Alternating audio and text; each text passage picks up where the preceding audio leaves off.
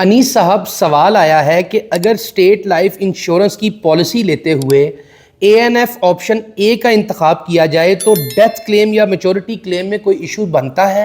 بہت شکریہ یاس صاحب. جب آپ پالیسی کا پریمیم پے کرتے ہیں تو آپ اپنی ذمہ داری ادا کر رہے ہوتے ہیں. صحیح.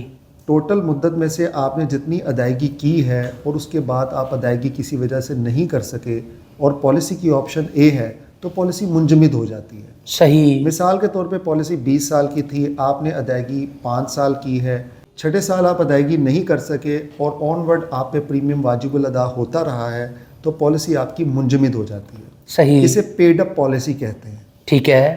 اب جب میچورٹی کے وقت اگر آپ نے ایسے ہی پالیسی کو رکھا ہے کہ آپ مزید ادائیگی نہیں کر سکے تو پریمیم جو ہے وہ واجب الادا ہوتا رہتا ہے اور میچورٹی پہ پیڈ اپ ویلیو کی کیلکولیشن ہو جاتی ہے. ٹھیک ہے. پیڈ اپ پالیسی اگر میچورٹی تک پہنچ جاتی ہے تو اس کے جو مکمل بونسز ہوتے ہیں وہ قابل ادا نہیں ہوتے، بلکہ جتنے بونسز اس میں لگے ہوتے ہیں اور سم ایشورڈ جو ریڈیوس ہوتا ہے وہ قابل ادا ہو جاتا ہے. صحیح. اور اسی طرح اگر آپ ڈیتھ کلیم کی بات کریں تو خدا نخواستہ اگر پالیسی ہولڈر کا انتقال ہو جاتا ہے اور اس نے ادائیگی نہیں کی ہوئی اور پالیسی منجمد ہے تو ریڈیوس سم ایشورڈ یعنی کہ پیڈ اپ پالیسی پہ جو زر بیمہ کم ہو جاتا ہے وہ اور جتنے بونسز لگے ہوتے ہیں وہ فیملی کو قابل ادا ہو جاتے ہیں.